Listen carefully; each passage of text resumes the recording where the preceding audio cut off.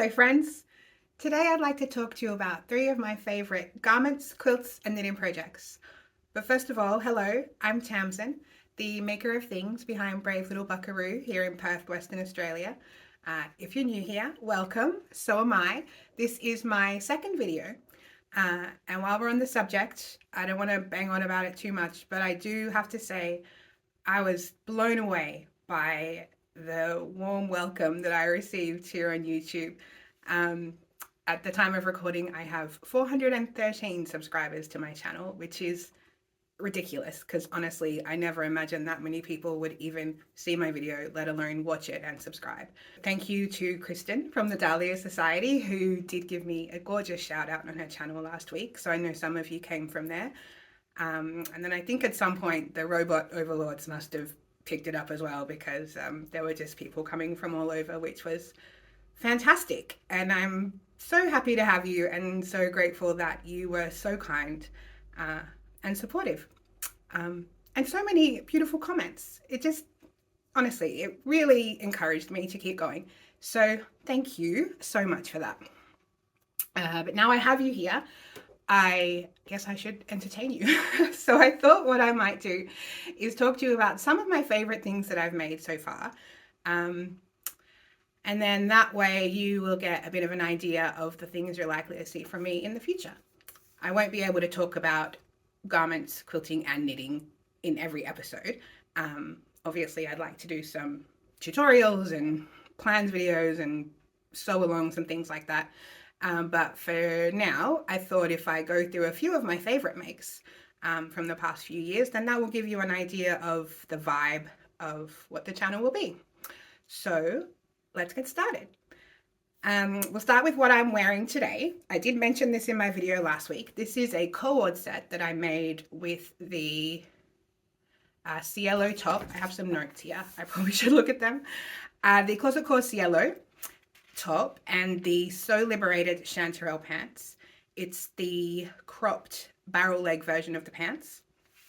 And I've made them out of a cotton linen blend from Moda Fabrics, which I was able to order as part of my wholesale account with them because I have a fabric shop.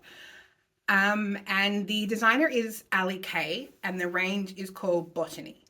Now I don't have any of this canvas linen available, but I do have fat quarter bundles of the quilting cotton from the range if you're into that kind of thing. But carrying on, I made both of these in a straight size 18, and I think the top I could probably size down on, but I don't mind it being oversized. It's nice and boxy. And the chanterelle pants, I lengthened the rise by 1 inch and shortens the leg by 3 inches because sadly I have very short legs and a high waist. So it's not ideal, but you know, the great thing about making our own clothes is that we can make the clothes work for our bodies, right? So yes, and that's pretty much all of the alterations I made to this. It fits great. I love it. And hopefully as I'm talking, you'll be seeing pictures here, and everything I can link down below will be linked down below, where I got the fabric from, patterns I've used, etc. In the interest of time, because this might get long, I'm not going to talk about like size ranges and all of that for every pattern, but I will link to everything that I can. Okay, so that is my cord set, which I love. It's bold. It's a statement, I think. And maybe a few years ago, I would not have thought I could get away with wearing something like this, but actually I love it. And I wear it as much as I can when the weather is good. My husband, when I first put it on, said I looked like I was going on safari to hunt butterflies, which I'm okay with, honestly. I think that's a vibe that I'm okay with. Okay, so that's the cord set. Next up is the Pattern Fantastic Varley dress. Now, when I first saw this dress, I was like, absolutely not, that is not for me. And then I saw a few people wearing them and I sort of thought, maybe it's for me. And then I saw Sarah from Sarah Sewed wearing one on her YouTube channel, and I was like, oh yes, that's absolutely for me. And now I've made 3 of them. But this is the first one that I made. It is a huge sort of, it almost looks kind of like decoupage vibe, or like, like when you press flowers in a flower press. It almost looks like the flowers are pressed onto the fabric. And this is just a cotton fabric, cotton linen blend. Yes. 55 cotton, 45 linen from Spotlight that I got a few years ago. And I just love it. So the volley dress I made in a size 20, which is, it's roomy. I probably could size down. I may have sized down in a future one. But yeah, so the one in the picture is a size 20, and I lengthened the sleeve by 4 inches. I wanted it to come down a bit over the elbow, which it does, but also you can pop it up because it's got elastic in it. And if you have a look at the picture of me here, that is me at my absolute happiest when we are in Margaret River and my husband's driving me around to all the wineries. So he doesn't drink, he drives me around, and I get to taste all the wines and bring them all home. So that's my happy place right there, as you can see by my giant cheesy grin. Okay, moving on. Oh, one other thing about the volley dress, the pockets are not good. They're very small and they're very low. So I cut those pockets off and use my own pocket piece that I think I might have gotten from, I got it from another pattern. I can't remember which one. I'll put it somewhere. And then I just made them inseam pockets. I have in the past also, once I've made them inseam pockets, because there's no waistband to lock them into, I have top stitched them around the outside of the pocket, like, so you can see like a stitching line from the front, but it keeps your pockets from flopping around everywhere, which is annoying. Yeah, so that's the volley dress. And number 3 in garments is the Anna Allen Anthea blouse, which I first made this version out of a 100% cotton slub that was also from Spotlight. Now, I did have a look and they have this fabric in Spotlight or still with, but it's like a yellowy, like a buttery yellow background, not this sage green. I couldn't find that one. But I'll link the yellow below if you like that. I also have bought some of that and I made something out of it, but it did not look good. And I think it's probably the color more than anything. Anyway, moving on, the Anna Allen Anthea blouse I made in a straight size 18. I adjusted the button placement so that there would be a button at the fullest point of my bust, because I'm always worried about buttons gaping, but that worked great. And the only mods I made were that in the pattern, the arm cuff is cut on the bias, but I had read a few people say that it's too long and it's too stretchy, so I shortened that by 2 inches and cut it straight on the grain, and that works great for me. I made the longer sleeve version, and I think I made the length in the pattern, but on subsequent versions of this top, I have lengthened it slightly. It's a little bit short for my liking. But I love this top and I wear it all the time. Yeah, so that is garments. If you have any questions about anything, definitely hit me in the comments. I'm probably rushing and I'm probably going to forget things. But I'll try to put any pertinent information in the appropriate places. But definitely let me know if you have any questions. Okay, so moving on to quilts. This one behind me here is the first one. That's called the Crystal Heart quilt, and it is one of my patterns. I designed it, I wrote the pattern, and that was the first sample that I made. It's fat quarter friendly and scrap friendly. And I've made a couple of versions, and I made it in a baby quilt as well. You'll see pictures here. And yeah, that was a fun one to make. I like it. I also have made it into mug rugs and wall hangings and yeah, lots of things. Another quilt that I made of my own design was this green and sort of creamy whitey beige quilt that I made for my son and his wife for Christmas last year. They just moved into their first home together, and they picked the colors themselves, and it matches perfectly with their decor. I didn't get any pictures. I gave it to them for Christmas last year, and I also gave my daughter a quilt for Christmas last year, and I was literally binding them like Christmas morning.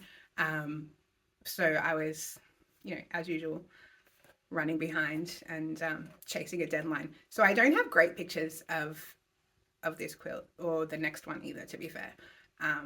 But here's a picture that my daughter-in-law sent me of it on their bed after I give it to them. So you should be able to get an idea.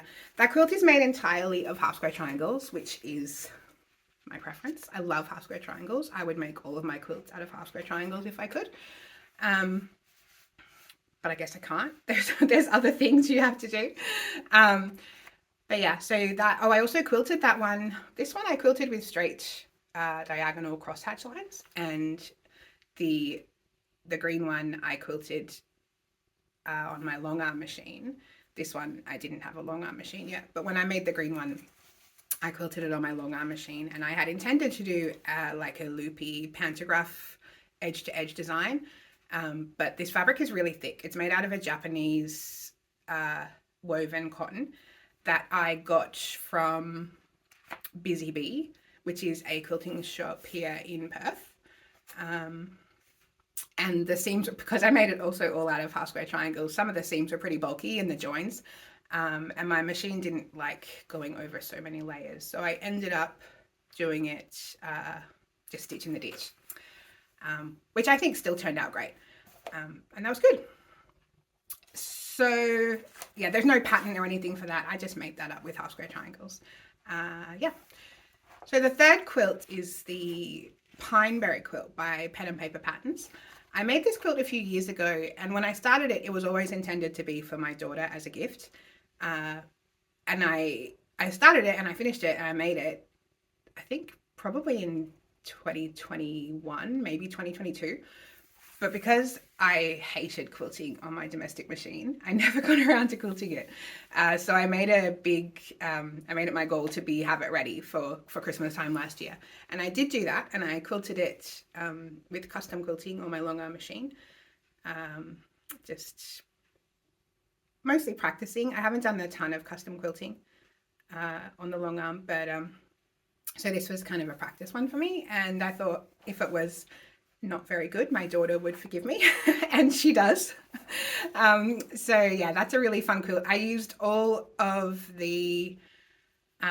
Thimble Blossoms fabric that I had in my stash. It's scrappier than the pattern intended, but I just used up what I had and made it scrappy because that's what I wanted to do, and it turned out great. So yeah, those are the quilts. And now moving on to knitting patterns. Probably my most used thing that I've ever knit is the Starting Point Wrap by Joji Locatelli. I knit this in 2021 with a 5 skein fade set from Natural Fiber Arts. And I just love it. It's got lace and garter stitch and lots of changing colors. It's a really fun construction where you sort of knit in 4 different pieces and then attach them together from memory. That's how you do it. But it was a really fun knit and I really loved it, and I love wearing it. I wear it all the time. It's big. It's like a huge, big wraparound, snuggly rectangle. And a great thing about it is when it's really cold, I wear it just draped around my neck. And then when I sit in the car, it like spreads out over my legs like a blanket. So it's really cozy and I really love it. Probably the most ambitious thing I had knit at that stage, and it was really good fun and I really love it.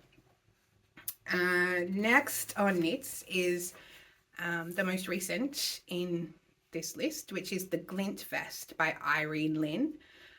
I knit this in Rainbows and Sprinkles 4-ply yarn. The colorway is called August, and it's held double with mohair, and the mohair I got is called Eucalyptus, and I got that from Louie and Lola, and they just match perfectly. They just both were in my stash, and I was just really lucky that they matched together perfectly, and it turned out beautifully. By far the most complex knitting pattern I've ever followed. It's got like little cables that you don't even use a cable needle for. It like tells you how to like pop stitches off the needle and twist them and pop them back on and stuff. But I absolutely loved knitting it, and I was so impressed with myself that I had done it.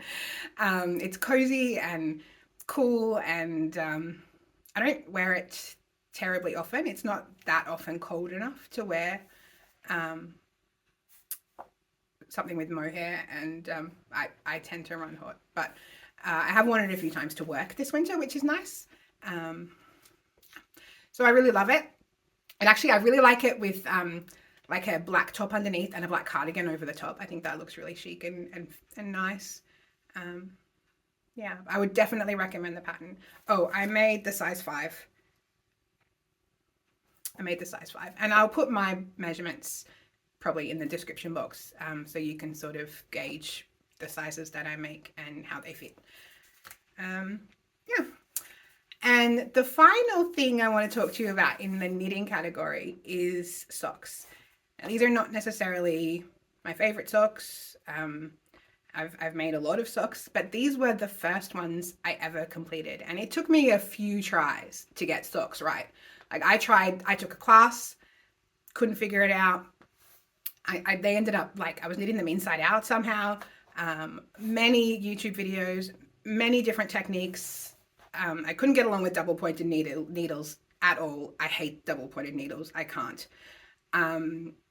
And I couldn't get on with magic loop at first either, although that is now my preferred method for knitting socks. But these socks here were the first socks I ever completed, and it was a revelation. I was so proud of myself for knitting socks. Like, you go around a corner and like it's amazing. And it's really not that hard once you know how. But everything I know about sock knitting, I learned from Denise at Earth Tones Girl. She has what is called the No Fear sock knitting class. And on her YouTube channel, she just has dozens upon dozens of different tutorials for all different kinds of socks now. All the different heels, all the different everything. It's fantastic. Really thorough and easy to follow. And that's what I did. I followed her No Fear sock knitting class. It's free on YouTube. I think you might buy the pattern from her website or from Ravelry, but the tutorials are all for free. And it's fantastic. And that's how I learned to knit socks. And I recommend it to everybody. Yeah, it's great. So there you go. That's pretty much the type of things I like to make, and probably the type of things you'll see in the future. I like florals. I like half square triangles. I like socks. I like shawls. Probably knitting, I mostly knit shawls because they don't have to fit you and they're usually fairly easy. And you can sort of take them around. They're portable. Socks are also great for that. Yeah. So before I get rambling too much, I'll let you go now. And if you have any questions, let me know in the comments below. I'll be happy to direct you if I've forgotten any information. And thanks again for watching, and thanks for subscribing. It really blew me away how warm and welcoming everybody was. So I'm very happy to be here. I'm very happy to be back. And hopefully I'll see you again in a week or two. Okay, I love you. Bye.